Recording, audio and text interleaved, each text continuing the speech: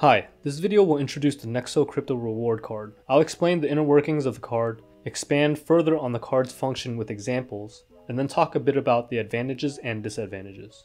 It's not a credit card, but it's also not quite a debit card. It's kind of a hybrid, and I'll explain it in a bit. The information I'm presenting is accurate as of the making of this video, but as fast as crypto moves, terms are always subject to change. Also, this isn't financial advice, and always do your own research before making any financial decisions. Alright, let's get started. Currently, the card is being beta tested in Europe and will likely come out to the general public sometime in 2022. With that in mind, I'll just briefly go over the perks of the card since they are listed on the website. There's no credit check needed to get the card, and users don't have to pay monthly or annual fees. Also, there are no foreign transaction fees up to 20,000 euros. Users can enjoy up to 2% cashback on purchases with the card and redeem them instantly in Nexo tokens or Bitcoin. If users choose to redeem those rewards in Nexo tokens, the 2% applies. If they choose rewards in Bitcoin, the reward rate is 0.5%. Virtual cards are available if users want more security with online payments, and it can easily be integrated into Apple and Google Pay. Okay, so those are the main points of the card. Now let's take a look how the card actually works.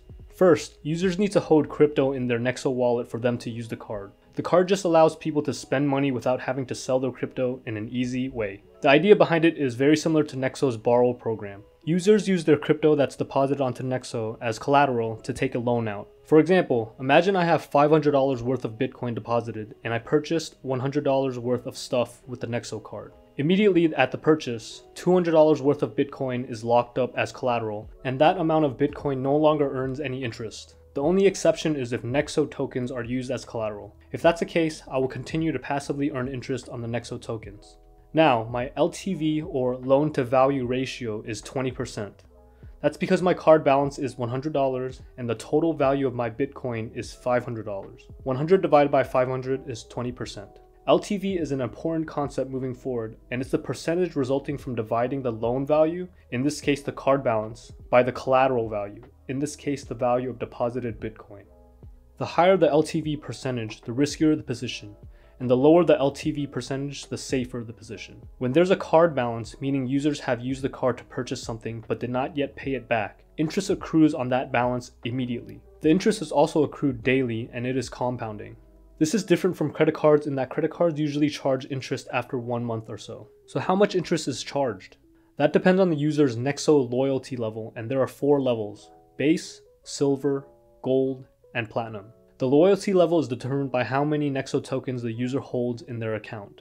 The higher the percentage, the higher the loyalty level. For example, Platinum members need to hold at least 10% of their deposits in Nexo tokens, and as a benefit, they enjoy a 6.9% or a 0% interest rate, depending on how much their card balance is and how much collateral they have. What about paying the card balance? How does that work?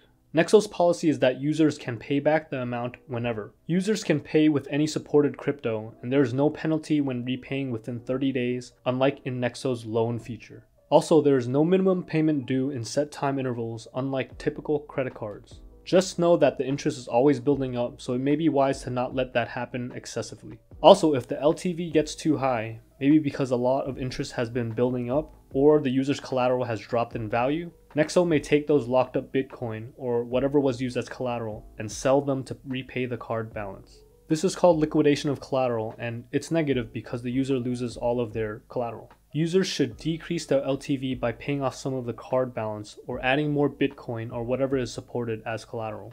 Alright, now that I've talked a bit about how the card works, let's take a look at some detailed examples. Keep in mind that these scenarios are all hypothetical. Example 1. I don't own any Nexo tokens, so I'm in the base loyalty level. I have $10,000 worth of Bitcoin in my Nexo wallet earning interest. For Bitcoin, I can currently spend my card up to half of my Bitcoin's value. So in this case, my card spend would be capped at $5,000. On day 1 of using my Nexo card, I make a $500 purchase. I immediately receive back $10 worth of Nexo tokens or $2.50 worth of Bitcoin. I can choose which one to receive using my app. This is the cashback feature of the card. Now, since I spent $500, my LTV is about 5%. 500 divided by 10,000 is 5%.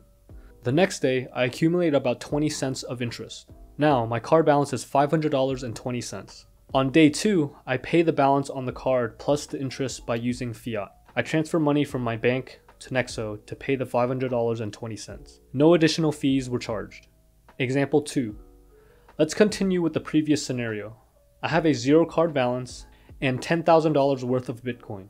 Today, I make a $5,000 purchase and immediately receive back $100 worth of Nexo or $25 worth of Bitcoin. Now, my LTV is about 50%. 30 days have passed. I haven't made any payments towards reducing my card balance, and I've accrued 30 days worth of interest, which is about $57. Also, Bitcoin has dropped 30% in value, and since I don't earn any interest on my Bitcoin since I've used it all for collateral, I still have the same amount of Bitcoin as day one. Now, my LTV is $5,057 divided by the value of my Bitcoin, which is $7,000.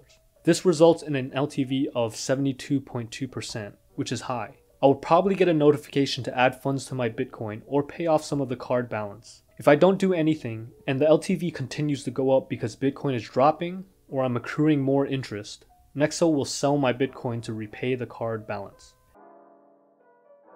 Example 3. For this last scenario, I own $10,000 worth of Nexo tokens, and also $1,000 worth of Bitcoin. Currently, if Nexo is used as collateral for the Nexo card, the card limit is 15% of the value of the Nexo tokens. If Bitcoin is used as collateral, the card limit is 50% of the Bitcoin value. So on day 1, I make a $1,500 purchase with the card. Nexo opens a loan with my Nexo tokens as collateral because it has a higher loan to value cap. I immediately get $30 worth of Nexo or $7.50 worth of Bitcoin from the cashback. Now my LTV is 15%, which is 1,500 divided by 10,000. 30 days have passed and I haven't added any crypto to my account. Let's assume the price of Nexo has remained unchanged this whole time. We'll also ignore that Nexo tokens are earning interest.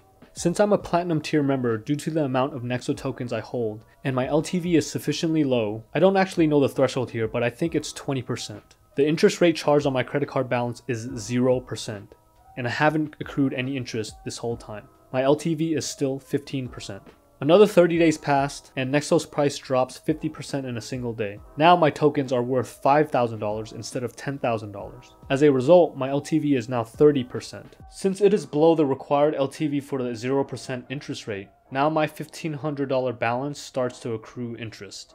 The card has advantages and disadvantages. The advantages are that users can get instant access to money and don't need to sell crypto to use the funds. Also, there's the perk of the cash back from the purchases. And finally, if the user is bullish on Nexo and holds a lot of Nexo tokens, they can potentially get a 0% loan using the card.